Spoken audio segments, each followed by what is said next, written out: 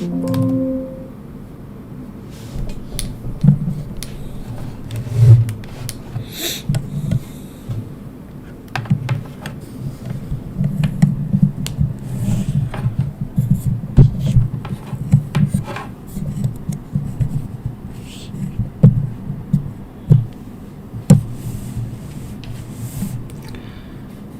hi.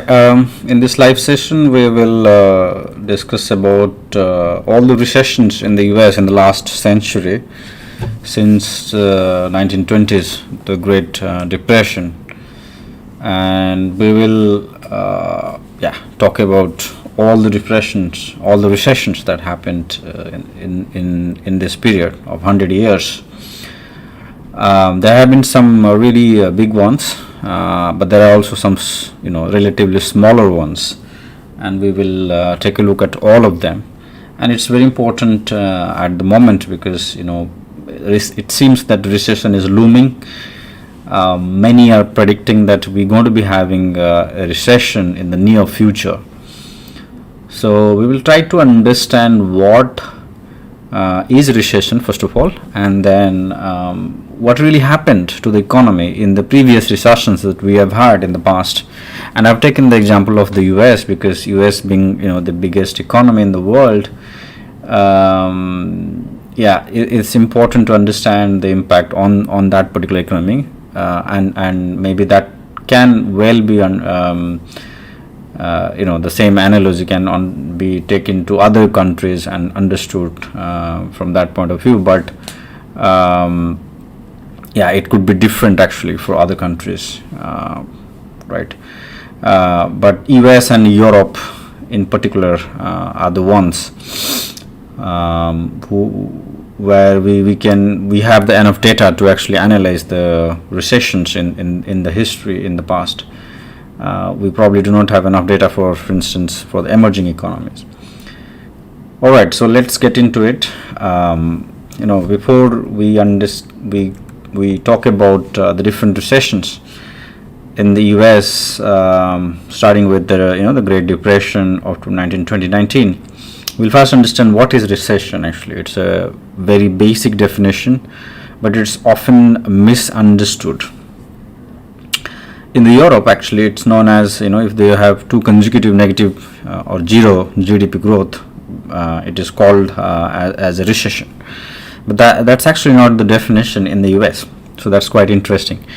In the US, it's a bit different, and it's bit more, subjective type, right? Less objective, less specific, so to say.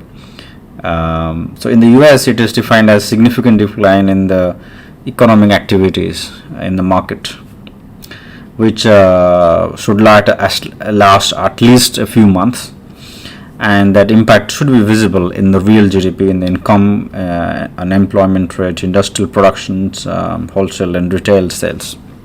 Okay. So there is a bit of a difference between the definition of recession in the US to that of the Europe, but it's recession is nothing but a significant decline in the economy, and you could take any economic indicator. It could be GDP, unemployment rate, or it could be also other economic factors such as real income, industrial production, and so on and so forth. So in the US, actually, more number of macroeconomic variables are used to understand whether there is a recession or not, whereas in the Europe, it's mostly the GDP growth. Okay, and we'll focus more on the US side. So we will not just talk about the GDP. We will also talk about other macroeconomic indicators such as unemployment rate, stock market, real income, industrial productions, things more than GDP. Okay, because the context is the US, so we're talking only about the US here. So we will take the US definition of recession and discuss. So the first one in the 1920s that started in 1929 and it continued for a long time actually. It's called Great Depression, but it is also called the Recession of 1929, and very famously known as Great Depression. It started after a huge fall in the stock prices at around 1929, to be exact, September of 1929. For a variety of reasons, actually, the stock market fell, and there's a huge, fall in the stock prices on 29th of October 1929, also known as the Black Tuesday. So the recession actually started in the September of 1919, and it was huge. Actually, it had a worldwide impact, not seen in the first year, but back in those days, world was less globalized, actually, unlike today, where we are so interconnected. The world is so globalized. Anything happening in the US, will have a significant impact in the Europe, in Asia, in Africa, and in all these places. Whereas back in those days, 100 years back, in 1920s, things were different, and there was a lag impact. There was not an immediate impact in elsewhere, but there was a huge impact in the US in the last quarter of 1929. Started with September, but it prolonged for a very long time, and we'll discuss more about it in the subsequent slides. It's by far the biggest or the longest recession in the US history so far. The US hasn't seen a bigger recession ever since. Even the 2008 financial crisis is not as big a recession as the Great Depression by all indicators. And it's also the longest one. It persisted for a very, very long time. I think around about 10 years. So by an estimate, it was thought that in the world's GDP fell by about 15% in first 2-3 years. That's massive, actually.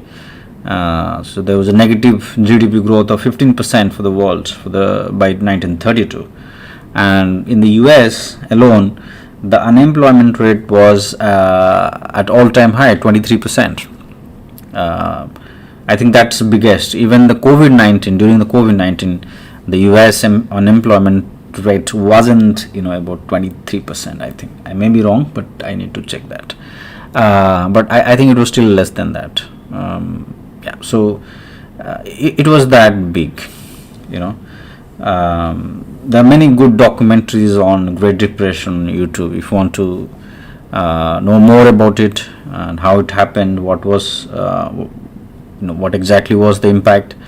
There are a lot of good documentaries on different YouTube channels. But we will talk more on the economic side. There are obviously some political side to it, right? Every economic event has some political side to it.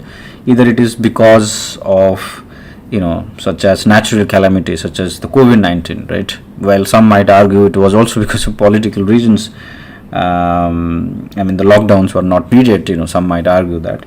But, there was this pandemic thing because of which it happened, right? And, but the other recession in the last century were all related to some form of government decisions. Banks were involved, for example, in 2008. Government was also involved in many ways. Central bank was also involved in the US. So there are many political aspects to recessions, actually, but we will not get into those more political aspects as to why the government did not do enough to have checks and balances, did not do enough to avoid recessions, actually. So we will not get into those things, but we will try to understand actually what are the causes of the recessions, impact on the general economy, and you will see actually some of the patterns, actually, right? So most of the recessions are either because of inflation or a massive financial crisis, like the huge increase in default rate, or in some countries, or some big countries defaulting on the loan. So war is also another reason, right? Whether it's recently the Russian and Ukraine war, or in the past the Korean war, the Vietnam war, Second World War. So wars also responsible for reasons for recessions. Inflation, big way. Monetary policy is also a reason for recession in many times. It's bit dispute actually whether what economic policy should be adopted during recession, or what economic policy are responsible for for a recession is a bit of a dispute. It depends, and I will talk a bit about the Great Depression from a Keynesian point of view, from a monetary point of view. So there are different schools of thoughts, and we'll discuss more about it, especially for this particular one, the Great Depression. But yeah, this photograph, as you see on the screen, is a very famous one. Every time we talk about the Great Depression of 1920s, this photograph is iconic one, where people didn't have enough food to eat. Many people are on the street. Unemployment rate was all-time high in the US. Industrial production was very, very low, and many workers were laid off. And people were used to be given handouts. These things normally is done in more poor countries, but during this recession, actually, people were given free food, free groceries and all by the government, because there's simply not in many jobs in the US. As you can see, some of the statistics we have is that the industrial production fell by an insanely, like, more than 40%. So was wholesale prices, foreign trade, and so on and so forth. Not just in the US, but also in other big economies in those days, such as United Kingdom and France and Germany. So there was a hoping increase in the unemployment rate. We were talking about the regions and the school of thought. There is a school of thought called Keynesian. So it's more inspired by the great economists, the teachings of the great economists, John Maynard Keynes from the UK. So the Keynesians, so the people who actually believe in his theories, and people who actually are inspired by his theory of macroeconomy. So according to them, it's the Great Recession happened because of the large-scale loss of confidence. So people lost the confidence in the stock market, in the general economy, actually. Because of which there was a sudden reduction in the consumption and investment spending. People thought that holding money is actually more valuable than investing in the economy, or investing, both the retail investor as well as the more the business people. So business people didn't want to invest money in industrial production because they were not very optimistic about the economy. Investors were investing in the stock market. They were also not very optimistic about the economy, so they instead wanted to hold the money. So there was a huge drop in the demand. So the Keynesian school of thought explains that the Great Depression happened because of the huge drop in the demand for goods and services, but that is disputed by the monetarist. So monetarist is a different school of thought for macroeconomic related matters. So monetarists believe that the Great Depression started as it started as a ordinary recession, like any other recession. Recessions could also happen without a very strong reason sometimes, but it could end up as an ordinary recession not all recession will prolong for a very long time. But the Great Depression actually was very long one.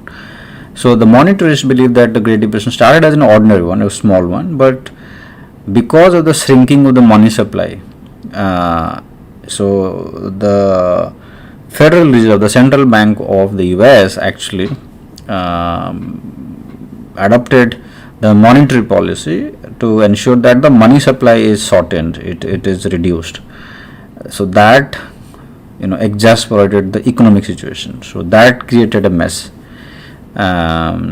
So that was the explanation, that it is not a demand side, it is more of a policy related decision. It was a man-made recession. Like the people who are responsible for monetary policy, they messed up all the situation. It was a recession that was rather ordinary initially, but it descended into a Great Depression thanks to the policies adopted by the government and the central bank at that point in time. So that's an explanation, but it is still a dispute as to what really caused the recession. There are many political angles to it also.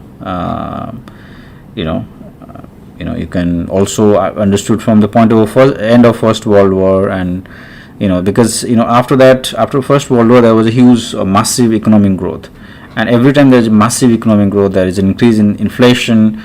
It stops at some point. It's more of a normal business cycle. So sometimes recessions are inevitable. It will happen after a prolonged economic growth. If it happens for a decade, then the economy could end up being in the recession phase for a while. But why it was so long is a big question. Still a big question. Actually, nobody really understand it properly as to why it was so long. It was not unexpected that it would happen for a year or two, but nobody expected that to prolong for a decade. There are different explanations, but okay, these are the two main ones I wanted to discuss. More impact on the US economy. You see the US debt as a percentage of GDP for the last 100 years, and you see the spike during the 1930s. Actually, there is a massive spike, right? And over these years, actually, it has also increased. For instance, recently it is also quite high. You see, after 2010, also it is quite high. But we are in a different time, so that's still fine. But the spike that you see, the debt as a percentage of GDP was massive during 1930s, and this graph actually tells a lot, actually, right? Even now, the US economy, if you analyze the US economy, the debt to GDP ratio is insanely high, right? Now, whether that is correlated with some sort of a recession or not is a question mark, actually. It's actually other way around sometimes, but yeah, we are also in the phase where we're talking about a very prolonged recession. So only time will tell whether that will prolong or not, but it is quite clear that we're going to be entering a recession in the near future because of the inflation right now, right? And we'll come to that about the more recent recession. But I see a similarity between the one that happened in 1929 to what is happening right now.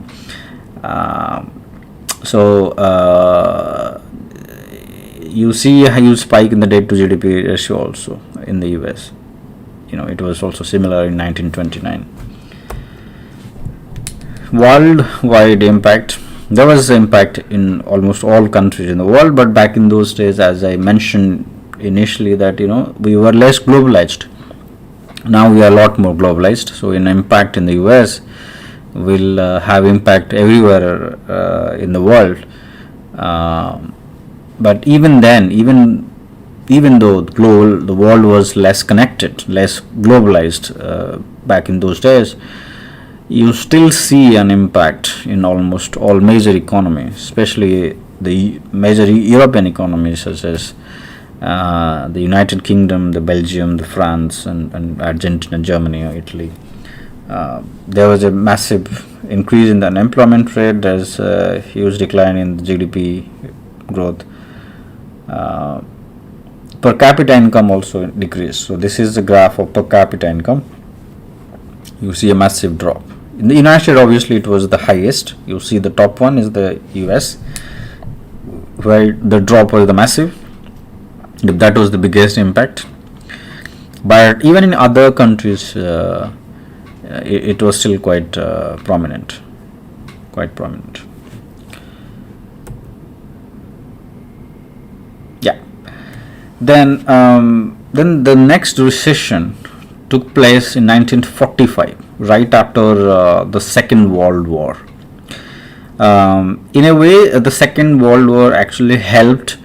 Well, we cannot say it's helped, but it somehow helped indirectly to get out of the Great Recession. There was a lot of government spending during the war, so a lot of people were employed in war-related activities in the US particularly, but also elsewhere in the world, in the Europe as well, because the Second World War was centered in the Europe. So a lot of people were involved in the war-related activities, and that actually helped the economy to grow.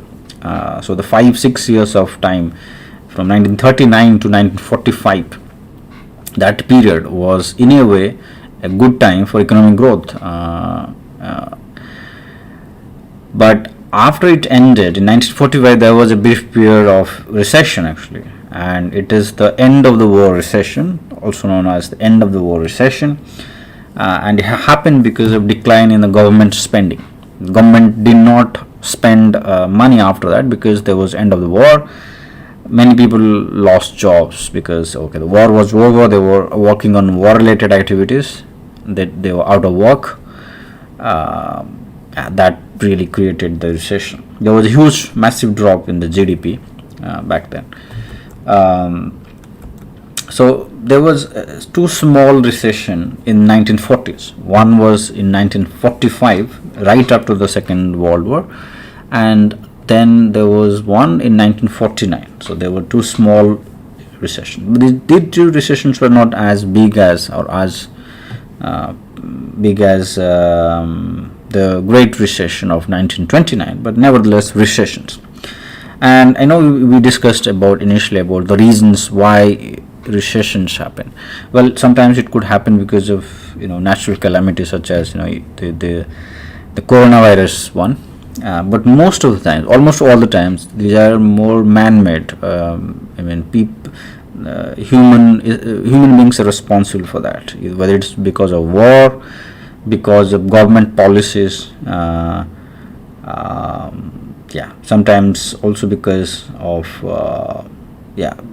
mostly war and government policy, I would say. There are other political angle to it also, some because of change in the government, or like in the 90s the recession took place in some of the countries because of political uncertainties and Cold War and so on and so forth, again related to politics, mostly man-made recessions.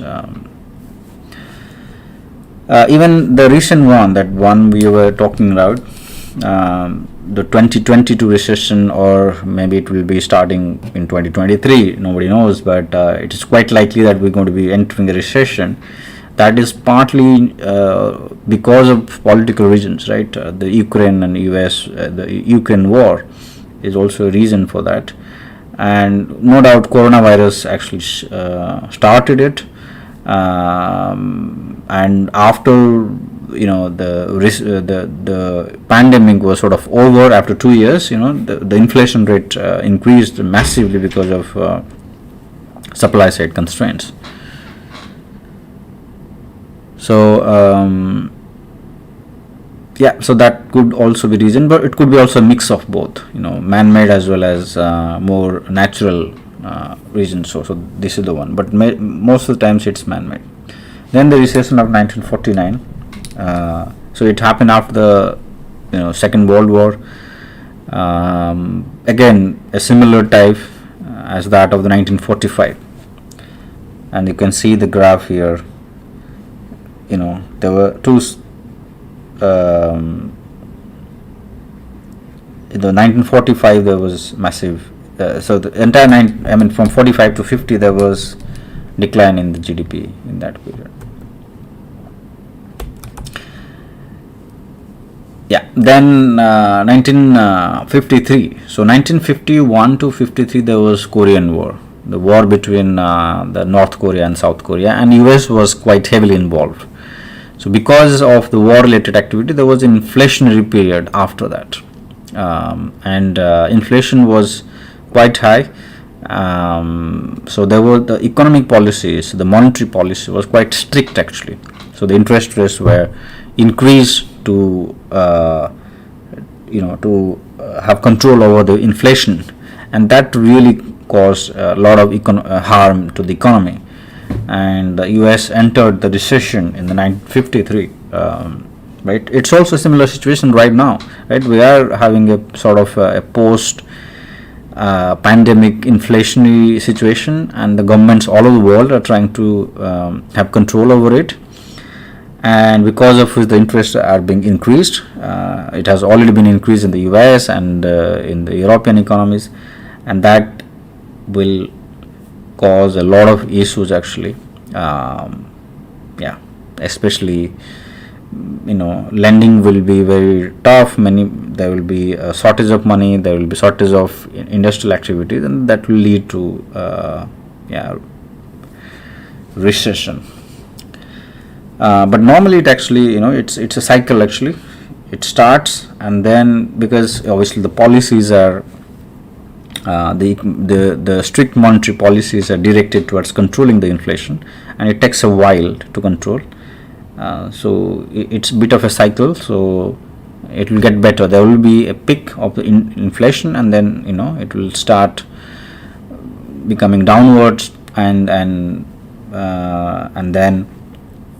it will be under control, and then economy will be on the track. But how long that will happen is a big question mark. In most of the recession last century, it has been for at least a year or so, and to 1 to 3 years, except the Great Recession of 1920s, which prolonged for a decade. Some people have been saying that the one that we are experiencing right now, and the one that will probably happen, will sustain for more than 10 years. Nobody knows, but time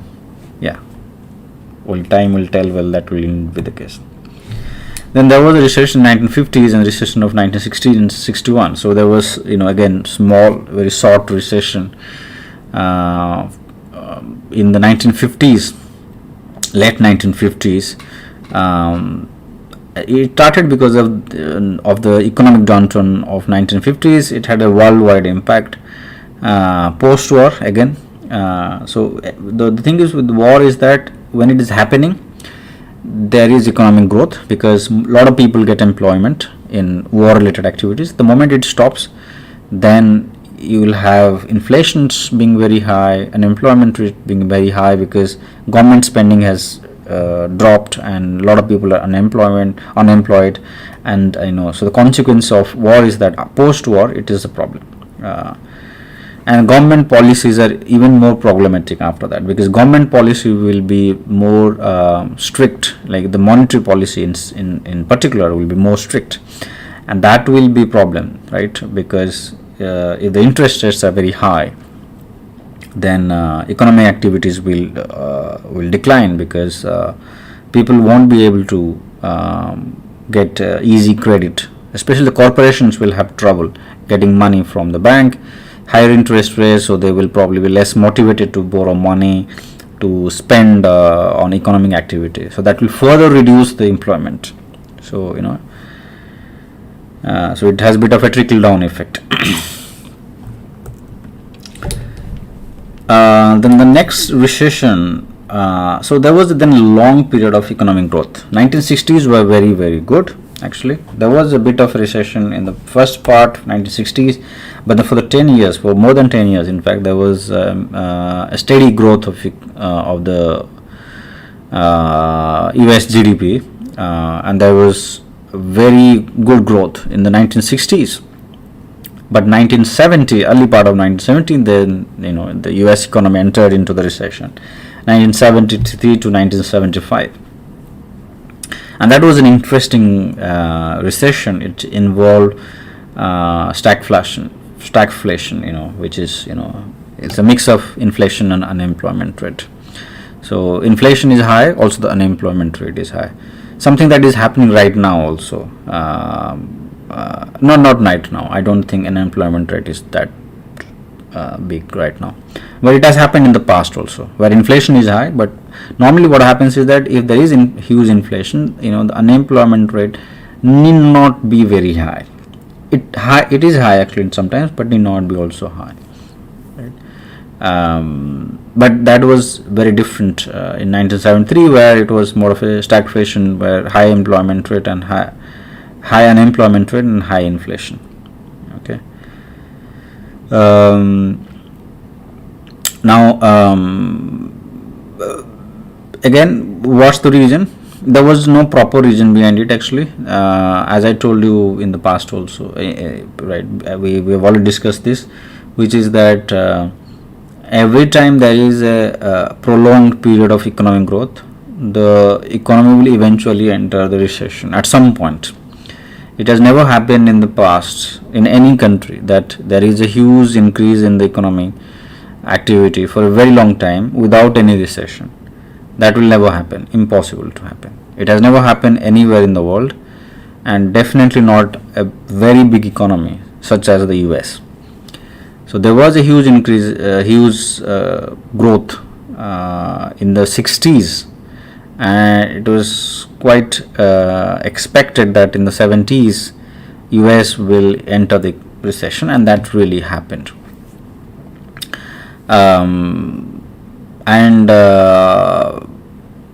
It was also partly caused by the oil crisis back then and the Vietnam War. So Vietnam War also is responsible, but regardless of the war, I think there was it was quite expected that sometime in the 70s there will be recession because of there is a business cycle, right? Every decade or so you enter the recession for some time. That's quite natural, but what is expected is that in a year or 2 years time the economy will recover to the its normal steady growth. If it doesn't happen, that's a serious issue then. And the unemployment rate was actually third highest in the last 100 years, actually, right after Great Depression and the COVID-19 recession. So COVID-19 recession at that point in time, it was second highest, Great Depression highest, and the third highest is this particular recession. Then 70s were again very good years for the US economy. The economy grew very fast in those years. But there was a brief period in 1980s where there were a couple of recessions in 1980s, especially the one that is noteworthy is the recession of 1981 to 82. It happened because of the Iranian revolution. So oil was the reason, energy crisis, oil crisis was the reason. It was worldwide actually, it wasn't just the US. So because of the oil crisis, the inflation increased because right now it's also happening in the Ukraine war. The oil prices are skyrocketing, and because of which everything is more expensive, right? Goods and services are expensive because you depend on oil for a variety of things, right? Transportation, to run your factories, and to do lot of other things. That will obviously cause the cost of production, cost of transportation, cost of doing everything like agriculture even is high, because of which the inflation, the prices are higher and the inflation is higher, right? So, and that will lead to some sort of recession. That exactly happened in 1981-82. Very similar to the situation right now. The tight monetary policy to curb inflation actually caused even more harm that time. Then the early 90s recessions. 90s were again very interesting times for the US economy, because in the 80s there were not many recessions, not many bad years, except the 1980 to 81. and 90s were also quite good. But early 90s there was a brief period of recession because of restrictive monetary policy. There were some tax reforms, again man-made reasons. Tax reforms were also, so the investment was less attractive back in those days because of tax reforms. I think it was Bush administration back then, the senior Bush, I guess, or Clinton administration, I think. Okay, not sure, but so the investment was less attractive, and there was a huge losses in the construction and the manufacturing industry, a huge job losses. So that was a period where early 90s, 91, 92. It was also a time during the Cold War with the Soviet Union. Okay, so maybe that has also some impact in having this sort of recession. But 90s were again quite good years for the US economy until 2000, when the next big recession happened. It started with the dot-com internet boom, that period, and the dot-com crisis started in 2000, and then in 2001 the terrorist attacks, the 9/11 happened, right? So that period was again a very bad time for the US economy, especially for 2 years. And then there was many good years until 2008, when the financial crisis happened. And I think from 2008 US economy hasn't really grown very fast ever since, from 2008 onwards. So it's been 14 years now. But the 80s and the 90s until 2008, except the period for 2000 and 2001, other years were pretty good for the US economy, especially 30 years. Not so much for the the European economy, actually, for a very long time. Not so much for the Japanese economy, or economies of many other countries. But for the US, enjoyed the growth period for a good 30 years, from 1980s to 2008. Then the next recession happened in early 2000. It started with the dot-com bubble. Dot-com bubble is a very famous one. A lot of internet was a big thing back then in the mid 90s. So there was a lot of hype around internet, I think for good reasons.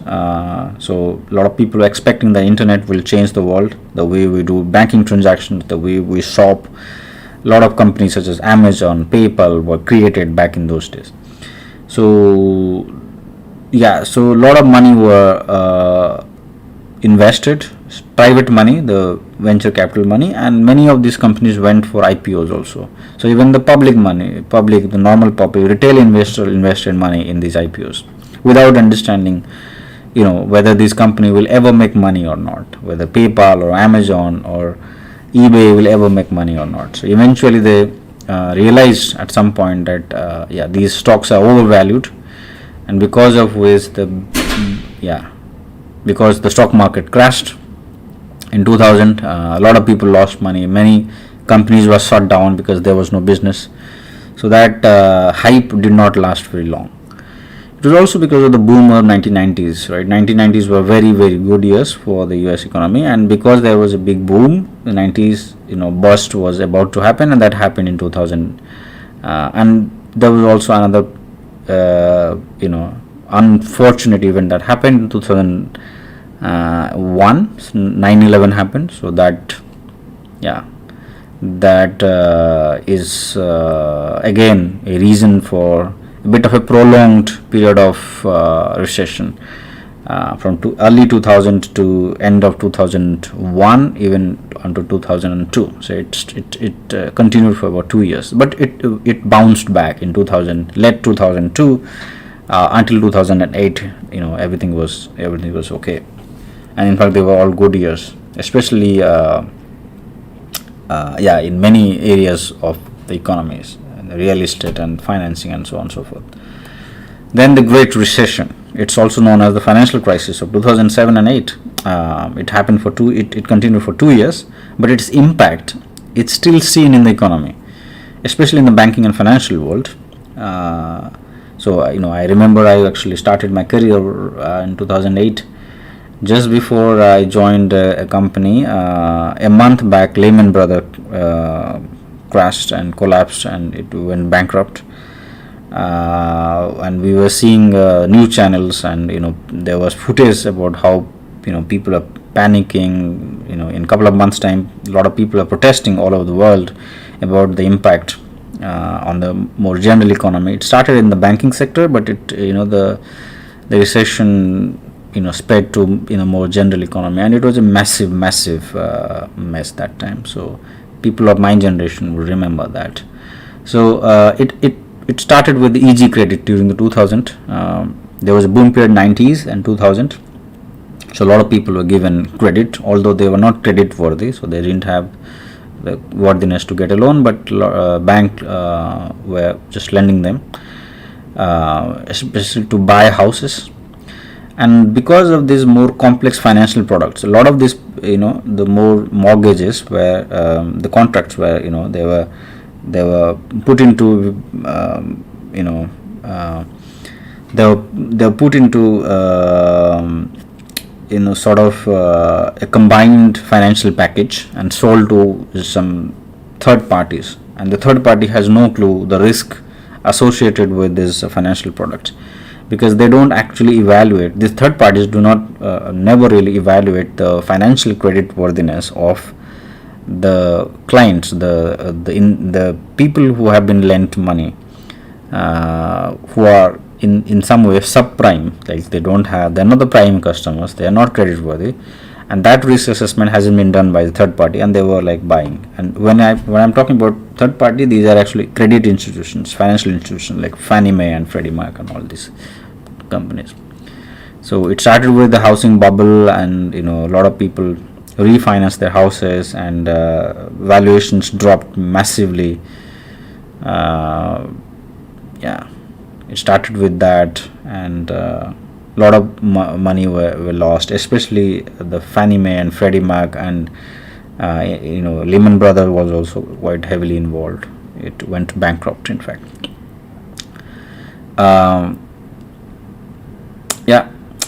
So demand of mortgage related security, it started with mortgage, and then it went to the more secondary market, and you can see the subprime mortgage origination. There's a massive increase in the 2000 in about 8 years, and there was a massive drop after 2007, right? So that period really was a big mess, right? Just in 2002 to 2006, there were 5-6 years.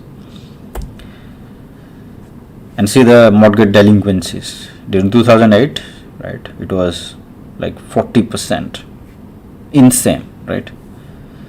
In the subprime sector, it was 40% delinquency. Anyone working in the financial industry would be very surprised with that, but that really happened. And that's because of the regulations are more stricter nowadays. So this is the US residential and non-residential investment relative to GDP.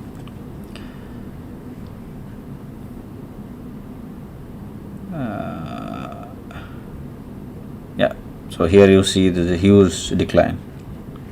So residential investment dropped massively in that period. Nobody wanted to buy houses anymore.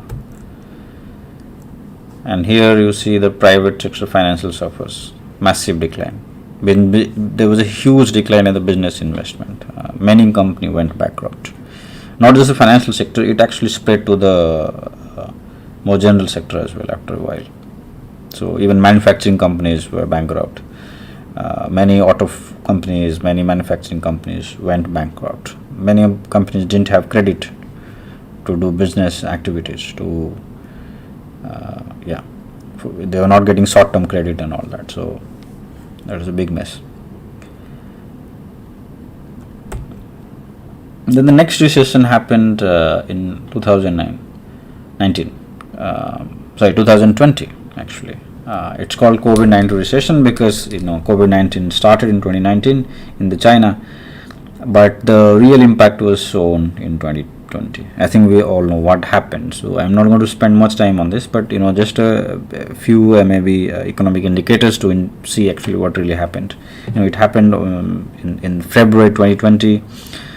Started in China. Nobody was expecting it will spread to other parts of the world so fast, but I think in a month time things were very different in other parts of the world. Corona cases were found in almost all countries in the world. Many countries went into lockdown, and that because of which there was a stock market crash. So stock market was heavily impacted in March of 2020, but there was a rally actually. It did remarkably well after that, but for a very short period, about for a month or so. I think not a month, for a couple of weeks. I think it really crashed. Perhaps the biggest crash in the last 50-60 years in all economies, by the way, not just in the US but also in Asia and in Europe. And there will be massive increase in unemployment because of lockdowns and people are not allowed to go out and so on. And some sectors were very, very affected. For example, tourism, hospitality, aviations, and these industries. So the unemployment rate in, for instance, the aviation industry was like more than 50, 60%, 70%. So here is the Dow Jones. You see the massive drop in March, but then there was a rally after that. So the stock market really improved after that. And here is the impact on other stock markets, right? I think almost all stock market, whether it's Nasdaq, whether it's stock market Singapore or Europe or Netherlands, in Hong Kong, India, there was a massive drop. But things changed for stock market, but not so much for the general economy actually because of the lockdowns. I think it took about a couple of quarters. So 2020 is definitely a recession year, but it changed. 2021 wasn't because there